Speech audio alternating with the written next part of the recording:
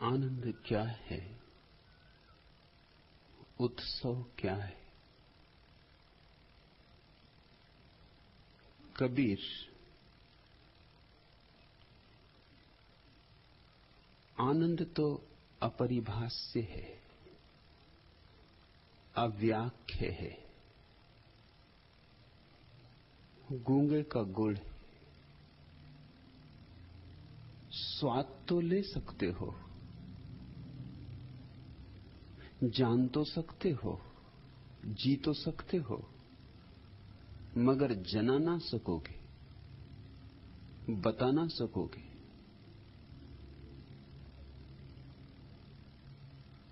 हृदय के अंतरतम में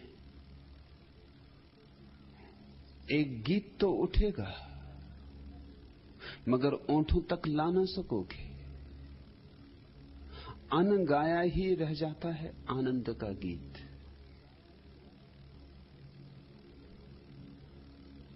अनकही ही रह जाती है आनंद की अनुभूति। और ऐसा भी नहीं है कि लोगों ने कहने की चेष्टा ना की हो। सदियों सदियों में सनातन से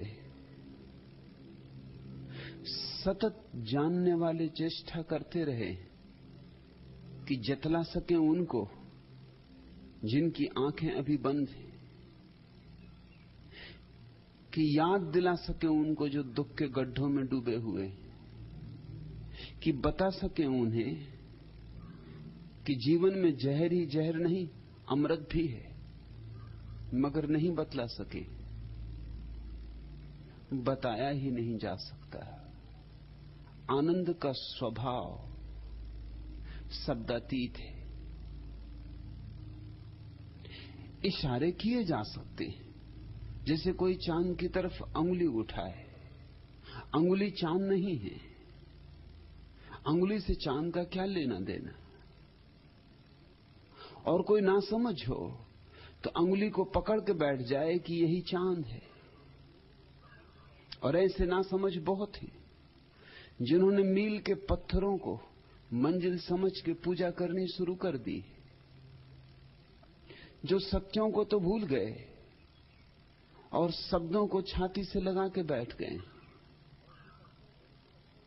जिन्होंने बुद्धों का तो विस्मरण कर दिया, लेकिन उनके वचनों को सिर पर सदियों से ढो रहे। उन वचनों का वजन इतना है हिमालय जैसा कि लोगों का चलना भी मुश्किल हो गया है। बोझ के नीचे दबे, ज्ञान के बोझ के नीचे मर रहे, सड़ रहे। ना समझे लोग इशारे पकड़ लेते, और जिस तरफ इशारे किए जाते उस तरफ आंख ही नहीं उठाते। उस तरफ आंख उठाना जरा महंगा सौदा भी है। आनंद को जानना है तो दुख को खोने की तैयारी दिखानी होगी।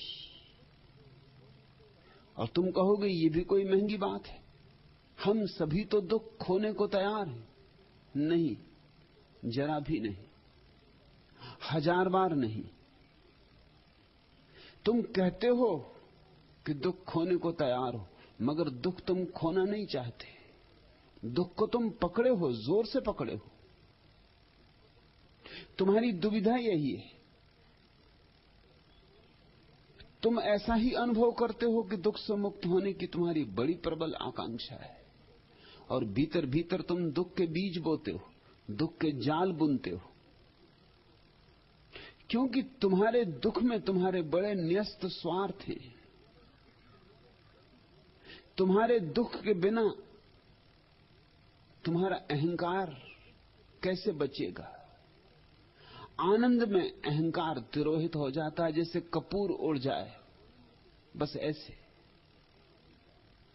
दुख में अहंकार रहता है, और जिसको भी अपने अहंकार को बचाना है उसे अपने दुख को बचाना होगा। बचाना ही नहीं, रोज रोज बढ़ाना होगा, सजाना होगा, संवारना होगा।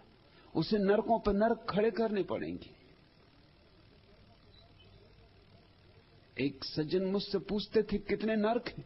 मैंने कहा जितने खड़े करना चाहो उतने हैं। किन्हीं का 1 से काम चल जाता है, किन्हीं से 2 से नहीं चलता, किन्हीं का 3 से नहीं चलता। व्यक्ति व्यक्ति पर निर्भर है। कितना बड़ा अहंकार चाहते हो उतने ही नरक खड़े करने पड़ेंगे। नरक अहंकार की सीढ़ियां हैं। स्वर्ग चाहते हो तो एक बात पक्की समझ लेना, मिटना होगा, अहंकार को विदा देनी होगी, ना कुछ होने की तैयारी दिखानी होगी। फकीरों ने सदा से कहा है जब तक मैं था तब तक परमात्मा नहीं, और जब मैं न रहा तब परमात्मा हुआ। ये मैं सिर्फ दुख में ही जी सकता है। दुख इसका भोजन है और आनंद में इसकी मृत्यु हो जाती। जैसे प्रकाश आ जाए और अंधेरा मर जाए, ऐसे ही आनंद आए तो अहंकार मर जाता। तो आनंद की तरफ पहला इशारा कि वहां कोई अहंकार नहीं पाया जाता, किसी भांति की अस्मिता नहीं पाई जाती, मैं हूं ये भाव नहीं पाया जाता।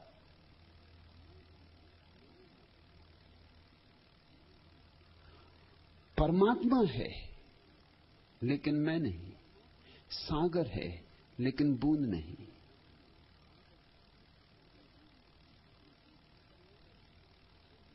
दूसरी बात, पर याद रखना इशारे हैं ये, परिभाषाएं नहीं।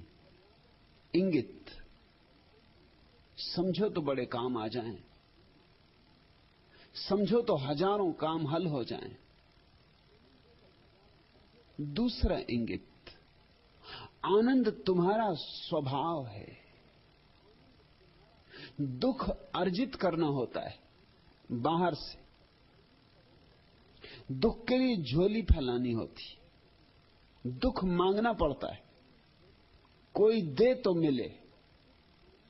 आनंद किसी से मांगे नहीं मिलता, कोई लाख देना चाहे तो भी नहीं दे सकता, और तुम लाख मांगो तो भी मिल नहीं सकता।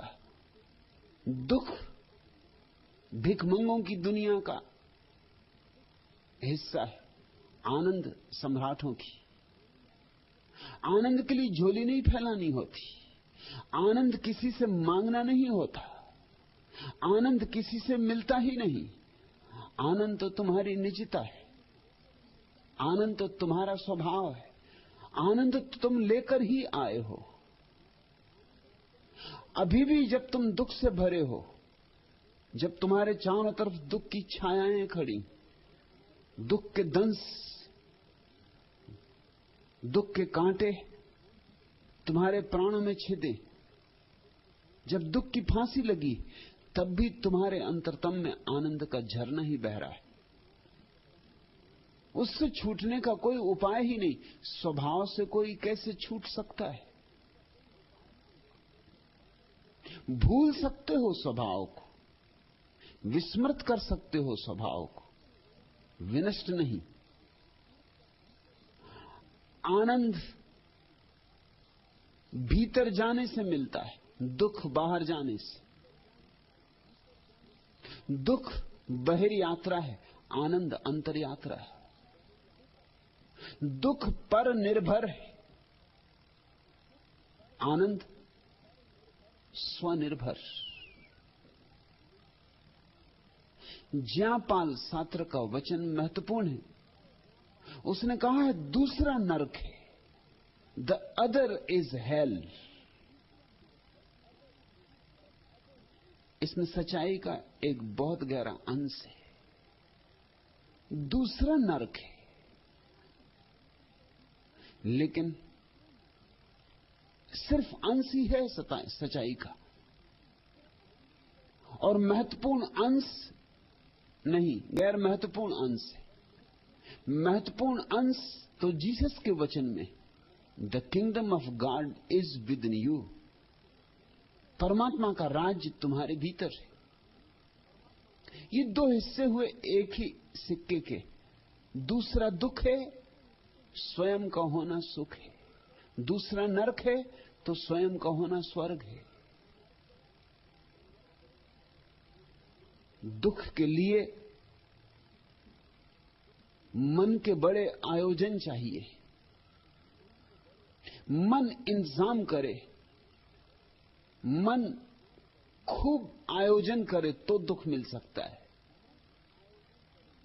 मन अर्थात तुम्हारी सारी वासनाएं, आकांक्षाएं, अपेक्षाएं, मन अर्थात तुम्हारी सारी कामनाएं, इच्छाएं, अभिलाषाएं, मन यानी तुम्हारी सारी बहिर्गामी दौड़, विचार की, कल्पना की, स्मृति की, ये जो मन है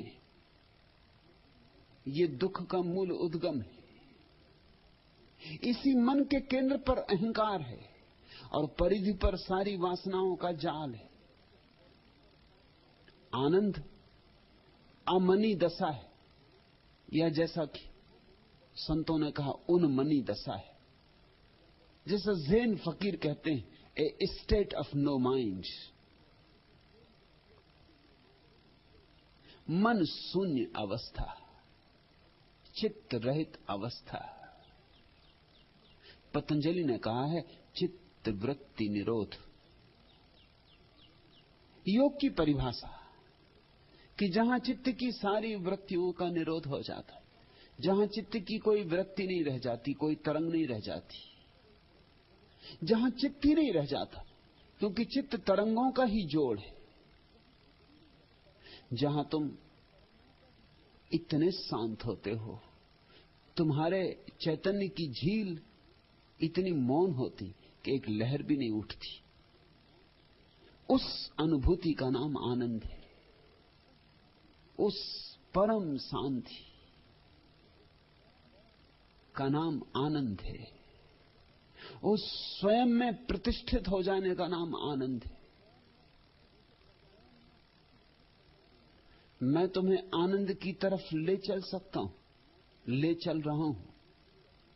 सन्यास कुछ और नहीं, वही अंतर यात्रा का दूसरा नाम है। ध्यान कुछ और नहीं, मन से मुक्ति का उपाय है। अमनी दशा की तरफ धीरे धीरे सरकना है। लेकिन मैं तुम्हें बता नहीं सकता कि आनंद क्या है, शब्दों में नहीं। मेरी आंखों में झांको, कबीर मेरी आंखों में झांको, या मेरे पास बैठ के अनुभव करो। मेरे हृदय की तरंगों को अपने हृदय की तरंगों में मिल जाने दो। मेरी अंगुलियों को तुम्हारे हृदय की वीणा पर खेलने दो, और तुम जानोगे कि आनंद क्या है। नहीं, लेकिन शब्दों में, व्याख्याओं में, परिभाषाओं में नहीं समाया जा सकता उस विराट आकाश को। इसलिए ज्ञानी नेति नेति की बात करते रहे, यह भी नहीं, यह भी नहीं। अहंकार आनंद नहीं है, यह नेति की भाषा हुई। मन आनंद नहीं है, यह नेति की भाषा हुई। बाहर आनंद नहीं है, यह नेति की भाषा हुई। दूसरे में आनंद नहीं है, यह नेति की भाषा हुई। मगर यह तो बताया कि आनंद क्या नहीं है। आनंद क्या है, यह तो अनबताया रह गया, अनबताया ही रहेगा। मेरा हाथ पकड़ो, मेरे साथ चलो, मैं तुम्हें उस पार ले चलूं। ये नाव लेके उस पार से तुम्हारे लिए ही आया हूं। इसी किनारे पर मत पूछो कि वह किनारा कैसा है। तुम्हारी तकलीफ भी मैं समझता हूं। तुम पक्के हो जाना चाहते हो कि वह किनारा है भी है, तो कैसा है तो इस किनारे से बेहतर है ना। कहीं ऐसा तो न हो कि दुविधा में दो ही गए, माया मिली न राम। कहीं ऐसा ना हो कि ये किनारा भी छूट जाए। माना कि यहां दुख है, लेकिन कभी कभी सुख की झलकें भी हैं। और माना कि यहां कांटे बहुत हैं, मगर कांटों में कभी कभी गुलाब भी तो खिलते हैं। और माना कि असफलता है, विषाद है, पीड़ा है, संताप है, सब हो, लेकिन आशा का दिया तो जलता है। आशा का दिया बुझा तो नहीं। कौन जाने वह किनारा हो कि न हो, यहां से दिखाई भी नहीं पड़ता। और अगर हो भी तो कौन जाने कि वो भी किनारा ऐसा ही किनारा हो। इतनी यात्रा करें और फिर ऐसा ही किनारा हाथ लगे। और ये भी हो सकता है कि वह किनारा इस किनारे से भी बदतर हो। तुम्हारा भय भी मेरी समझ में आता है। तुम इसी किनारे पर आश्वस्त हो जाना चाहते हो। वह किनारा कैसा है, उस किनारे का आनंद क्या है, उस किनारे का अहोभाव क्या है, उस किनारे पर कौन से उत्सव, कौन से महोत्सव मनाए जा रहे हैं, वहां कैसी रोशनी है, वहां कैसे चांद तारे हैं, वहां की वीणा में कैसे गीत उठते हैं, कैसा संगीत उठता है। तुम आश्वस्त होना चाहते हो, मगर मैं लाख सिर पटकूं, कैसे तुम्हें आश्वस्त करूंगा। मैं उस किनारे की बातें कर रहा हूं, रोज ही कर रहा हूं।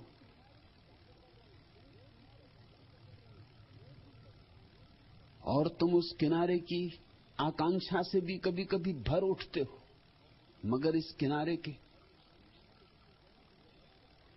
फैलाव बहुत है। इस किनारे में तुमने जड़ें दूर दूर तक फैला दी। इस किनारे के साथ तुमने बहुत से संबंध बना लिए। इस किनारे पर तुमने घर बसा लिया और बड़ी मुश्किल से बसाया है। एक एक ईंट चुन चुन के बसाया है, जन्मों जन्मों में बसाया है। इस किनारे पर ही तो तुम्हारी सारी आत्मकथा घटी। इस सारे अतीत को छोड़कर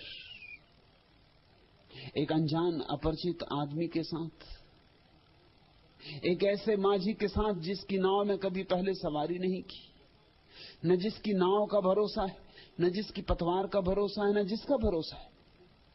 हो भी भरोसा तो कैसे हो। किसी अज्ञात तट की यात्रा पर निकलना, मन आश्वस्त हो जाना चाहता है। मन सब तरह के तर्क से अपने को समझा लेना चाहता है। मन कहता है इतना छोड़ के जा रहा हूं तो पक्का हो तो ही जाना ठीक है, मगर कोई कैसे पक्का करे। न कृष्ण कर सके, न बुद्ध, न कबीर, न क्राइस्ट, न मोहम्मद, न मंसूर।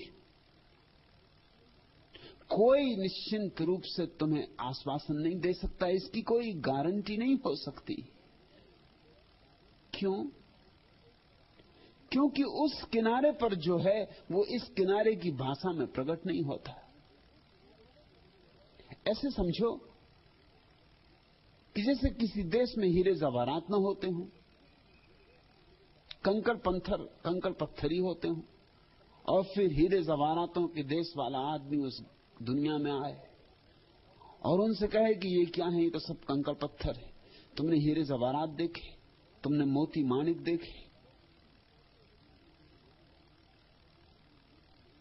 और लोग पूछें कैसे होते हैं हीरे जवाहरात, कैसे होते मोती माणिक, और वो आदमी चारों तरफ खोजे कि कोई उदाहरण मिल जाए और कंकड़ पत्थर ही पाए, तो क्या तुम्हें कंकड़ पत्थरों से उदाहरण दे? वो कहेगा कि नहीं, तुम्हारे इस दुनिया की भाषा में मैं अपनी उस दुनिया को प्रकट न कर सकूंगा, क्योंकि वह सत्य का उल्लंघन होगा। ये रंगीन कंकड़ पत्थर, इनसे मैं कैसे हीरे जवाहरातों की खबर दूं? ये अनगढ़ कंकड़ पत्थर, इनसे मैं कैसे कोहिनूरों की खबर दूं? बेहतर है मैं चुप रहूं। बेहतर है कि मैं उस किनारे के गीत गाऊं, तुम्हें लालसा से भरूं, तुम्हारे भीतर एक उद्दाम अभीप्सा पैदा करूं उस किनारे पर चलने की। लेकिन उस किनारे के हीरे जवाहरातों के संबंध में कुछ भी ना कहूं, क्योंकि तुम्हारे कंकड़ पत्थरों से मैं कितना ही उस किनारे को समझाऊं, बात गलत हो जाएगी, बात बिल्कुल गलत हो जाएगी।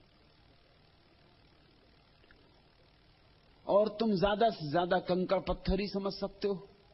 अगर मैं ये भी कहूं कि तुम्हारे कंकड़ पत्थरों से करोड़ करोड़ गुना ज्यादा कीमती, करोड़ करोड़ गुना ज्यादा चमकदार, ज्यादा रंगीन, ज्यादा रोशन, तो भी जो अंतर होगा वो परिमाण का होगा, गुण का नहीं होगा, मात्रा का होगा। और असली अंतर मात्रा का नहीं है, असली अंतर गुण का है। उस किनारे पर गुणात्मक रूप से कुछ भिन्न घट रहा है। दुख में और आनंद में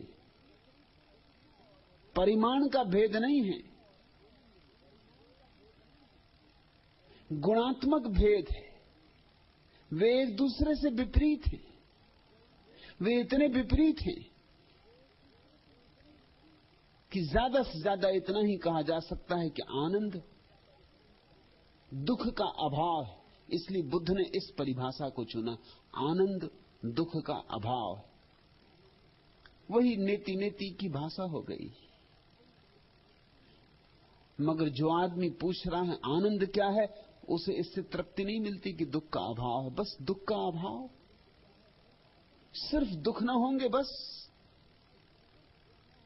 वह चाहता है कुछ विधायक जिसे पकड़ सके, कुछ साकार जो उसके प्राणों में रूप ले सके, आकार ले सके, दृश्य बन सके, कुछ जिसे वो स्पर्श कर सके। मगर आनंद का स्पर्श नहीं किया जा सकता। इस किनारे पर आनंद घटता ही नहीं।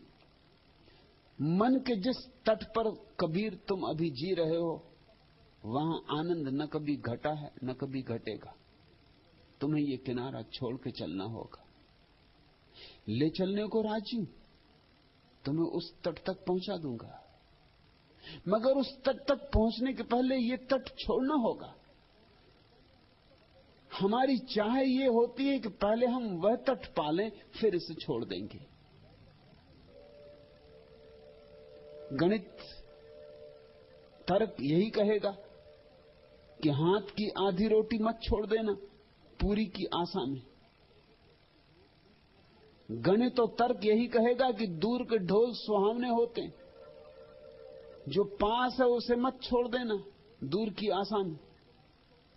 कौन जाने वहां जाके पता चले कि वो जो सुहावनापन था सिर्फ दूर से दिखाई पड़ता था। लंबी यात्रा के बाद कहीं विफलता हाथ ना लगे। इसलिए ऐसे प्रश्न उठते हैं। मैं जानता हूं तुम्हारा प्रश्न कोई सिर्फ बौद्धिक प्रश्न नहीं है। मेरे पास जो सन्यासी इकट्ठे हुए हैं उनका कुतूहल बौद्धिक नहीं है, जिज्ञासा से भी ऊपर है उनकी बात। उनकी बात मुमुक्षा है। कुतूहल तो है ही नहीं, जिज्ञासा भी नहीं, मुमुक्षा है। वे जरूर जानना ही चाहते हैं, वे जरूर ठीक अनुभव करना चाहते हैं, मगर मन कहता है कुछ प्रमाण मिल जाएं, कुछ सहारे मिल जाएं, कुछ बात सूझबूझ में आने लगे तो हम भी उतरें इस नाव में, हम भी चलें उस किनारे। मेरे करीब आओ, मेरे शब्दों को ही मत सुनो, मेरे शून्य को अनुभव करो, मेरे निशब्द में तैरो। यह जो बुद्ध ऊर्जा क्षेत्र निर्मित हो रहा है, इसमें सब भांति समर्पित हो जाओ, सब भांति बेशर्त। धीरे धीरे बूंद बूंद अमृत टपकेगा। धीरे धीरे बूंद बूंद अमृत कंठ से नीचे उतरेगा। तुम जानोगे, निश्चित जानोगे कि आनंद क्या है। और तुमने पूछा है उत्सव क्या है। जब आनंद उपलब्ध होता है और उसे कहने का कोई उपाय नहीं मिलता, तो उस असहाय अवस्था में उत्सव पैदा होता। उत्सव आनंद को भाषा में व्यक्त नहीं किया जा सकता, इसलिए पैदा होता है। नाच के कोई पैदा जो नहीं कहा जा सकता वाणी से, नाच के कहता है। पद घुंघरू बांध मीरा नाची रे, वह उत्सव नहीं कह सकता वाणी से, बांसुरी बजा के कहता है। कृष्ण ने बांसुरी बजाई। नहीं कह सकता, नहीं बतला सकता, तो अपनी अलमस्ती से, अपने होने से उसके प्रमाण देता है। वही उत्सव। उत्सव तो यहां चल रहा है। इसी उत्सव के कारण तो अनेक लोगों को कठिनाई हो गई, बड़ी कठिनाई हो गई। कल ही मैंने तुम्हें कहा, किसी ने प्रश्न पूछा था कि कांजी स्वामी और उनके भक्त कहते हैं कि जो सम्यक दृष्टि को उपलब्ध हो गया वहां राग रंग कैसा। और मैं तुमसे कहता हूं, जो सम्यक दृष्टि को उपलब्ध हो गया वही राग है, वही रंग है, असली राग, असली रंग। तुमने अभी राग कहां जाना, रंग कहां जाना? तुम्हारे जीवन की फाग अभी आई कहां, गुलाल अभी उड़ी कहां? तुम तो ठीकरे बीन रहे हो, उसी को राग रंग कहते हो। तुम तो बाजार में कूड़ा करकट इकट्ठा कर रहे हो, उसी को राग रंग कहते हो। और जो उस बाजार के कूड़ा करकट छोड़ देता है, उसको तुम समझते हो सम्यक दृष्टि, त्यागी, व्रती, वीतरागी। तुम्हें कुछ पता नहीं। वीतरागता राग से मुक्ति नहीं है, वीतरागता महाराग का अवतरण। वीतरागता राग से भाग जाना नहीं है, बल्कि असली राग का, महाराग का जन्म। मैं तुमसे कहता हूं कि महावीर से बड़े भोगी जगत में दूसरे नहीं है। तुम अपने को भोगी मत समझना। तुम क्या खाक भोगी हो? रोगी हो सकते हो, भोगी नहीं हो। और जिसको तुम भोग समझ रहे हो, खाया पिया मौज कर लिया, सिर्फ उस भोग के धोखे में जीवन को गंवा रहे हो। भोगते हैं महावीर, भोगते हैं बुद्ध, भोगते हैं रामकृष्ण, भोगते हैं रमण। इन्हें मैं कहता हूं महाभोगी, परम भोगी, क्योंकि वे परमात्मा को भोगते, वे परमात्मा को ही पी जाते, वे परमात्मा को ही आत्मसात कर लेते। यहां उत्सव मनाया जा रहा है, क्योंकि यहां आनंद घटा है, घट रहा है। यहां धीरे धीरे लोग आनंद के स्वाद में तल्लीन होते जा रहे हैं। यहां वीणा बजी है, धीरे धीरे बहरे से बहरे कानों को भी सुनाई पड़ने लगी।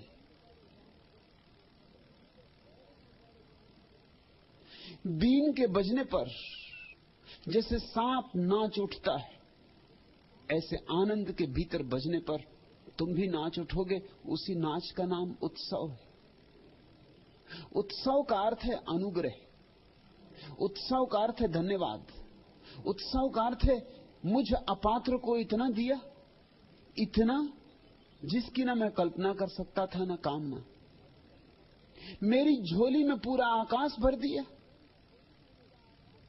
मेरे हृदय में पूरा अस्तित्व उंडेल दिया, मेरे छोटे से घट में शाश्वत अमृत ढाल दिया। अब मैं क्या करूं? उस अपूर्व आनंद की स्थिति में नाचोगे नहीं, गाओगे नहीं, उल्लास, उमंग, उत्साह न जगेगा? हजार हजार रूपों में जगेगा। उसका नाम उत्सव है।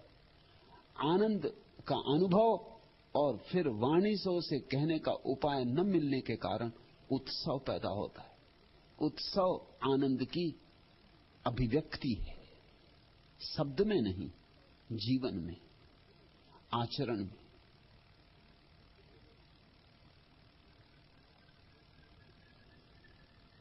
जो लोग बाहर से देखते, जो कभी यहां आते भी नहीं, उन्हें तो यही लगता है कि राग रंग चल रहा है, यहां उत्सव पैदा हुआ है। और स्वभावता परमात्मा भी उतरे तुम्हारे भीतर तो भी तुम्हारा उत्सव तो बहुत कुछ वैसा ही होगा ना जैसा जगत का होता है। किसी को धन मिल जाए और नाच उठे, और मीरा को कृष्ण मिले और मीरा नाच उठी। अगर तुम नाच ही देखोगे तो दोनों का नाच एक जैसा ही मालूम होगा, क्योंकि नाच तो देह से प्रकट हो रहा है, लेकिन कारण भिन्न भिन्न है। वीणा इसलिए नाच रही कि ध्यान मिला, और तुम इसलिए नाच रहे हो कि लॉटरी मिल गई। दोनों के कारण भिन्न हैं, लेकिन बाहर से तो कारण का पता नहीं चलेगा। और भीतर उतरने की तो किसको तैयारी है, किसके पास समय है, किसके पास उत्सुकता है। भीतर उतरने में तो डर भी है कि कहीं ऐसे राग रंग के जगत में जाके हम भी डूब न जाएं, रंग न जाएं।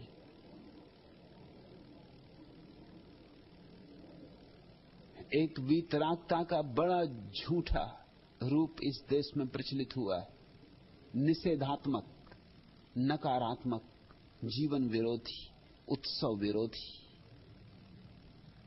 वह सिकुड़ना सिखाता है, फैलना नहीं। मैं तुम्हें फैलना सिखाता हूं। मैं तो मानता हूं विस्तीर्ण होना ही ब्रह्म के निकट आने का उपाय है। हमारा शब्द विस्तार ब्रह्म शब्द का ही एक रूप है। ब्रह्म का अर्थ होता है जो विस्तीर्ण होता चला जाए, जिसके विस्तार का कोई अंत ही ना आए, फैलता जाए, फैलता जाए। आनंद फैलाव है, दुख सुकड़ाव है। तुमने अनुभव भी किया होगा, जब तुम दुखी होते हो तो बिल्कुल सिकुड़ जाते। जब तुम दुखी होते हो, तुम द्वार दरवाजे बंद करके कोने में पड़ रहते हो। तुम चाहते हो कोई मिले ना, कोई बोले ना, कोई देखे ना, कोई दिखाई ना पड़े। बहुत दुख की अवस्था में आदमी आत्मघात तक कर लेता है, वो भी सिकुड़ने का ही अंतिम उपाय है। ऐसा सिकुड़ जाता है कि अब दोबारा न देखना है रोशनी सूरज की, न देखना है चेहरे लोगों के, न देखना है खिलते गुलाब। जब अपना गुलाब न खिला, जब अपना सूरज न उगा, जब अपने प्राण न जगे, तब दुनिया जागती रहे इससे क्या हम तो सोते। आत्महत्या अंतिम उपाय है सिकुड़ने का, उससे ज्यादा और सिकुड़ना नहीं हो सकता। दुख आत्मघाती और आनंद आत्मा की विस्तीर्णता है। आत्मा इतनी बड़ी होती जाती कि दूसरे भी उसमें समाने लगते। आत्मा इतनी बड़ी हो जाती कि चांद तारे उसके भीतर आ जाते। स्वामी राम ने कहा है कि जब मैं सोया था तो सोचता था चांद तारे मुझसे बाहर हैं, जब मैं जागा तो मैंने पाया चांद तारे मेरे भीतर हैं। मेरे ही भीतर सूरज और मेरे ही भीतर चांद और मेरे भीतर तारे घूम रहे। किसी ने राम से पूछा कि चांद तारे बनाए किसने? राम ने कहा मुझसे पूछते हो? अरे मुझसे पूछते हो, मैंने ही बनाए। मैंने ही पहली बार अंगुली के इशारे से चांद तारों को जुम्बिश दी थी। तुम तो पागल कहोगे इस आदमी को, लेकिन यह आदमी बड़ी गहरी और पते की बात कह रहा है। ये कह रहा है कि अब राम नहीं हूं मैं, राम जिसे तुम जानते रहे, अब तो मैं सच में ही राम हूं, राम जिसे तुम नहीं जानते।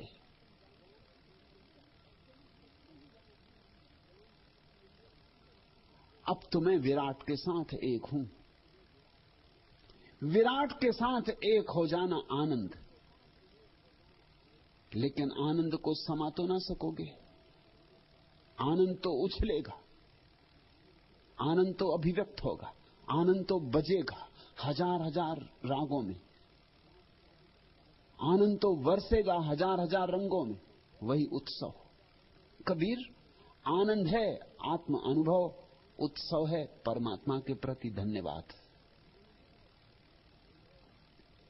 जिन कुंजों में श्याम विहंसते, राधा का भी ध्यान वही है। नेक अनेक देख छवि मैंने, मधुकर व्रत लेकर झूला डाला। फूली डाल कदम्ब बिना ऋतु, गल बाही की सरसी माला।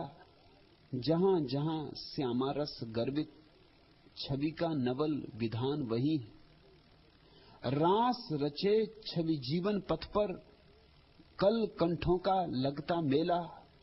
मगर एक स्वर विलक की सबसे, जिसने अटखेली से खेला। हंसी खेल यह जीवन भर का, जिसमें भ्रम विज्ञान नहीं है। नास्तिक के सर पर चढ़ बोली, आंख मूंद कर हंसी ठिठोली। तुम भगवान बनो मैं पूजूं, सतदल की लेकर मधुटोली। अब मंदिर में देवी शारदा, सीखा पूजन ध्यान वही है। जिन कुंजों में श्याम विहंसते, राधा का भी ध्यान वही है। खोजी तो राधा है, जिसे खोज रहा है वह कृष्ण। खोजी तो स्त्रीण है, जिसे खोज रहे परमात्मा वही एकमात्र पुरुष है। जिन कुंजों में श्याम विहंसते, राधा का भी ध्यान वही। अपने ध्यान को ले चलो दूर, ले चलो उस पार। जिन कुंजों में श्याम विहंसते, जहां परमात्मा का वास है, उस तरफ अपनी आंखों को टिकाओ। जैसे जैसे परमात्मा की तरफ सरकोगे, वैसे वैसे आनंद का स्वाद उपलब्ध होना शुरू हो जाए। नेक अनेक देख छवि मैंने, मधुकर व्रत लेकर झूला डाला। डालो अब झूले। फूली डाल कदम्ब बिना ऋतु, और अगर तुम्हारी तैयारी हो तो बिना ऋतु भी कदम्ब की डाल फूल जाए। और तुम्हारी तैयारी हो तो कभी भी वसंत आने को तैयार है। वसंत द्वार पर खड़ा है। मधुमास तुम्हारी झोली भर देने को आतुर है, फूलों से, तारों से। फूली डाल कदम्ब बिना ऋतु, गल बाही की सरसी माला। जहां जहां श्यामा रस गर्वित, छवि का नवल विधान वही। और तुम्हें थोड़ी थोड़ी झलक मिलने लगे शाम की, सत्य की या स्वयं की, कि बस तुम्हारे जीवन में झूला डला, कि आया सावन, कि आया गीत गाने का मौसम, कि पैरों में घूंघर बांधने का क्षण, कि ढोलों पर थाप देने का क्षण, कि बजे अब बांसुरी। ये सुनते हो दूर कोयल की कुहू कुहू?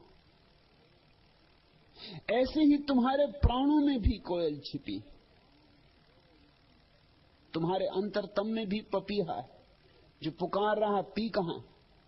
मगर तुम्हारे सिर में इतना शोरगुल कि उस शोरगुल के कारण तुम सुन नहीं पाते। और तुम्हारे शोरगुल में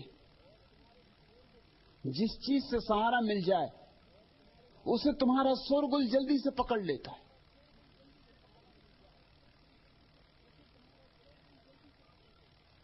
आनंद स्वभाव ने एक प्रश्न पूछा कि आपको 15 साल से सुनता हूं,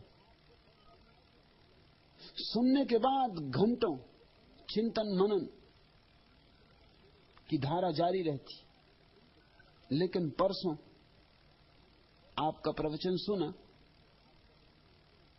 बहुत खोखला लगा।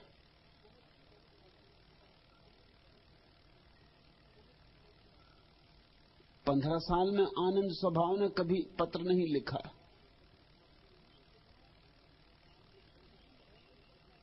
पंद्रह साल सुनने के बाद चिंतन मनन घंटों चलता था। वो चिंतन मनन क्या है? वो तुम्हारे भीतर शोरगुल है। और परसों चूंकि चिंतन मनन नहीं चला तो प्रवचन खोखला लगा। परसों की ही बात तुम्हारे काम की थी स्वभाव, बाकी 15 साल तो यूं ही गए। परसों की ही बात सुन के अगर तुम चुप हो गए होते, मौन हो गए होते, शून्य हो गए होते, तो कोई बंद द्वार खुल जाता। लेकिन लोग सुनने भी आते हैं तो शून्य के लिए थोड़ी आते हैं। सुनने आते हैं तो ज्ञान के लिए, कुछ पकड़ में आए, कुछ बुद्धि काम करे, कुछ बुद्धि का विचार चले, कुछ तारतम्य बंधे। तो 15 साल सब ठीक चला।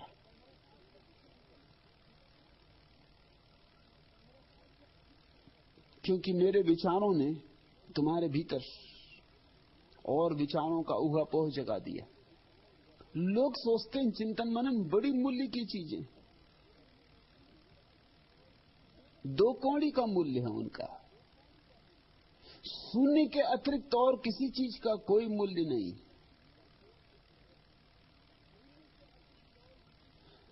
अगर मेरी बात सुनकर तुम्हें खोखली लगी थी, मौका चूक गए। उस क्षण तुम्हें भी बिल्कुल खोखला हो जाना था, तो शायद पहली दफा शून्य की झलक मिलती। मगर तुम सोचने लगे होगे कि अरे आज का प्रवचन जचा नहीं, आज की बात कुछ मन रुचि नहीं, आज की बात में कुछ था नहीं, कोई सार हाथ नहीं आया। तुम इस विचार में पड़ गए होगे। उसी विचार से तो ये प्रश्न आया। आदमी का मन बहुत अजीब है, वो हर चीज में से उपाय निकाल लेता है।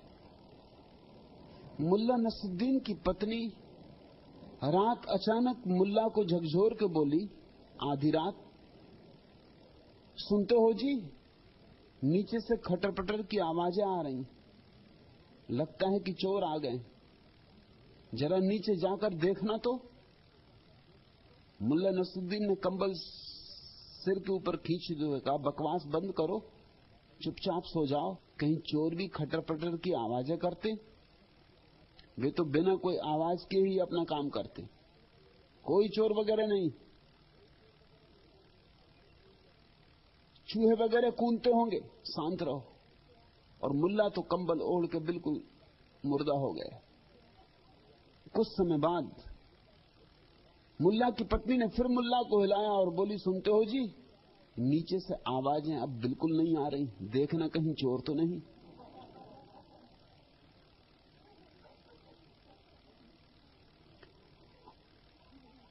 आदमी का मन यहां से भी वहां से भी सब तरफ से विचारों का ऊहापोह खोजता है, निर्विचार होने से डरता है। स्वभाव। तुमसे कहा किसने कि मेरी बातें सुनकर चिंतन मनन करो? सुनो और भूलो, कहते ना, नेकी कर और कुएं में डाल। सुनो और भूलो, जरा भी भीतर सरकने मत दो। मेरे पास शून्य सीखना है। मेरे पास तुम्हें देखना है कि तुम्हारे भीतर कुछ भी नहीं, क्योंकि उस ना कुछ में सब कुछ के घटने की संभावना है। लेकिन मन भी बड़ा अजीब है। 15 साल में धन्यवाद नहीं दिया, एक दिन बात नहीं जमी तो शिकायत आ गई। शिकायत करने के लिए मन कितना आतुर होता है, धन्यवाद देने में कितना कंजूस। मैंने सुना है एक मुसलमान बादशाह का एक नौकर था, उसे बड़ा प्यारा था, नौकर जैसा संबंध नहीं रहा था, उससे मैत्री जैसा संबंध हो गया। जी जान देने को तैयार रहा सदा बादशाह के लिए। शिकार को गए थे, दोनों रास्ता भटक गए, एक झाड़ के नीचे रुके छाया में। सांझ होने लगी, भूख भी लगी। उस वृक्ष में एक ही फल लगा है, अनजाना अपरिचित फल। सम्राट ने हाथ बढ़ा के तोड़ लिया। नौकर ने कहा, मालिक मुझे मालूम कि आपको भूख लगी, मुझे भी भूख लगी, लेकिन यह अपरिचित फल है, इसकी पहली फांक मुझे खाने दें। पता नहीं जहरीला हो, पता नहीं घातक हो, जब मैं हां कह दूं तब आप चखें। सम्राट ने 4 फांकें की, एक फांक अपने दास को दी। उसने फांक ली और इतने आनंद से खाई, आंखों में उसके आनंद के आंसू आ गए। उसने कहा, मालिक बहुत आपके सत्संग में सुस्वादु भोजन मिले हैं, किसको मिले होंगे, मगर नहीं, इस फल का मुकाबला नहीं। एक फांक और। दूसरी भी ले ली, वो भी खा गया और सम्राट से बोला कि मालिक कभी आपसे कुछ मांगा नहीं, आज पहली बार मांगता हूं, तीसरी फांक और। सम्राट ने तीसरी फांक भी दे दी। इतना ही प्रेम था उस नौकर पर। लेकिन जब उसने कहा, मालिक बस आखिरी इच्छा पूरी कर दें, अब जीवन में दोबारा आपसे कुछ कभी नहीं मांगूंगा, ये चौथी फांक भी दे दें, तो सम्राट ने कहा, तू अब जाति कर रहा है। और जल्दी से सम्राट ने एक कौर उस फांक में से ले लिया, तत्क्षण थूका। इतनी जहरीली चीज उसने जीवन में कभी खाई ही नहीं थी। उसने नौकर से कहा, पागल, तू मांग मांग के ये फांके खा गया, ये तो शुद्ध जहर है, और तूने कहा क्यों नहीं? तो उस नौकर ने कहा, मालिक जिन हाथों से बहुत सुस्वादु भोजन मिले, उस हाथ से मिली 1-2 कड़वी फांकों के लिए शिकायत करनी शोभा नहीं देता, इसलिए चुप रह गया।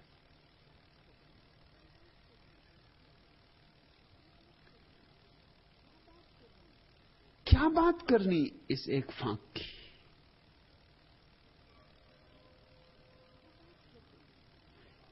लेकिन स्वभाव को एक दिन बात नहीं जमी, शिकायत तत्क्षण आ गई। 15 साल जमी, धन्यवाद नहीं आया। ऐसा हमारा मन है। और मैं तुमसे कहता हूं कि जो बात तुम्हें नहीं जमी, वही काम की थी। तुम्हें जमती ही कौन सी बातें? तुम्हें जमती वही बातें जो तुमसे तालमेल खाती। जो तुमसे तालमेल खाती हैं वे तुमको ही मजबूत कर जाती। जो बातें तुमसे तालमेल नहीं खाती, जो तुम्हें मजबूत नहीं करती, उनमें तुम्हें सार नहीं मालूम होता। फिर जिनका मुझसे प्रेम है, उनके लिए यह असंभव है कि मैंने जो बात कही हो वो खोखली हो। यह सोचना असंभव है। अगर खोखली भी कही है तो उसमें भी कुछ राज होगा। वह भी किसी के लिए कही गई होगी। हो सकता है वह स्वभाव के लिए ही कही गई थी।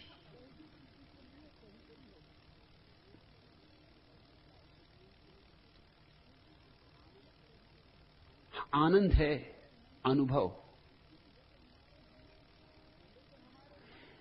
लेकिन हमारे मन की आदतें तो दुख ही दुख की। शिकायत निंदा, विरोध, ये हमारी मन की आदतें। इन आदतों से जागो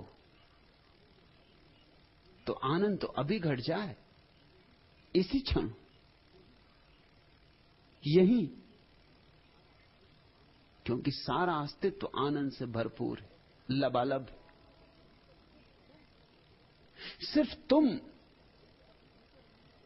उसे अपने भीतर लेने को राजी नहीं हो। तुम्हारे द्वार दरवाजे बंद हैं। खोलो द्वार दरवाजे। ये तुम्हारी सारी इंद्रियां आनंद के द्वार बने। ये तुम्हारी देह आनंद को झेलने के लिए पात्र बने। ये तुम्हारा मन आनंद को अंगीकार करने के योग शांत बने। ये तुम्हारे प्राण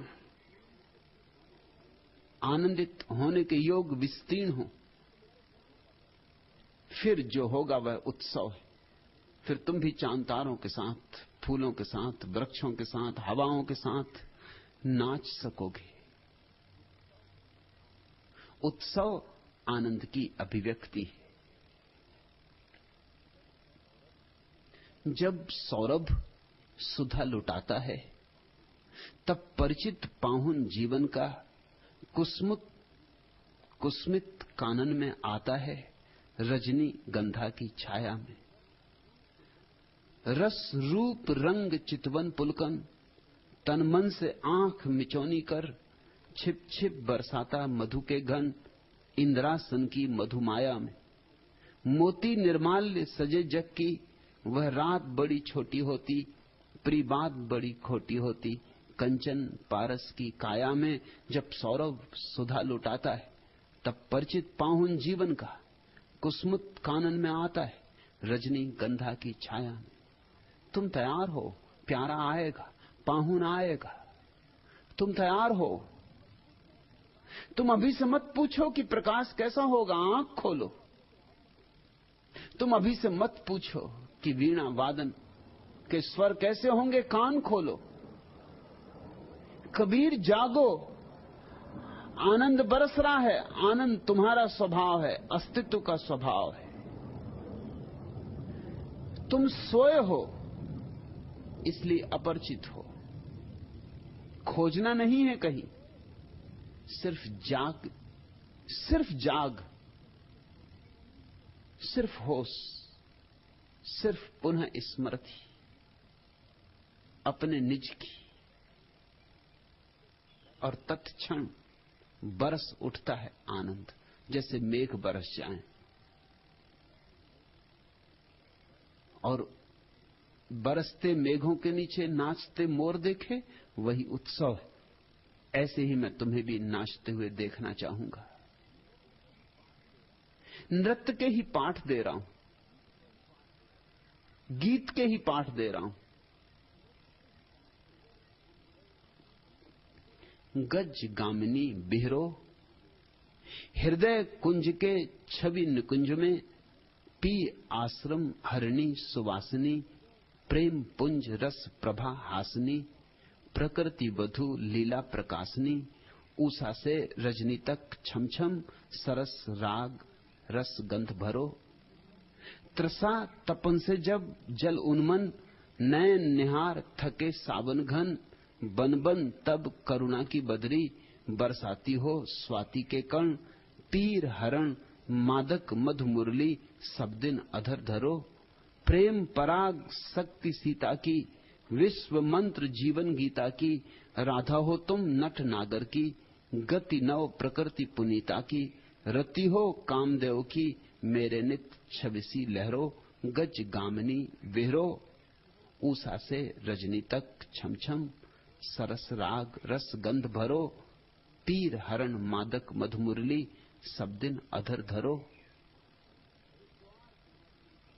जो द्वार तुम्हारे लिए खोल रहा हूं, वह अदृश्य मंदिर का द्वार है।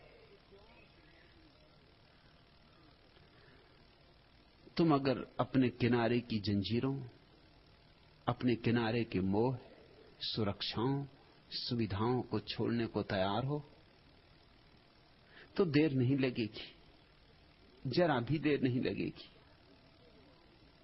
क्या पूछते हो आनंद क्या है? आनंद को ही क्यों न जान लें? क्या पूछते हो उत्सव क्या है? उत्सव ही क्यों न मना लें? आनंद के संबंध में कितना ही जान लो आनंद नहीं होगा, उत्सव के संबंध में कितना ही जान लो उत्सव नहीं होगा। उत्सव शब्द उत्सव नहीं, आनंद शब्द आनंद नहीं। आनंद भी अनुभव, उत्सव भी अनुभव।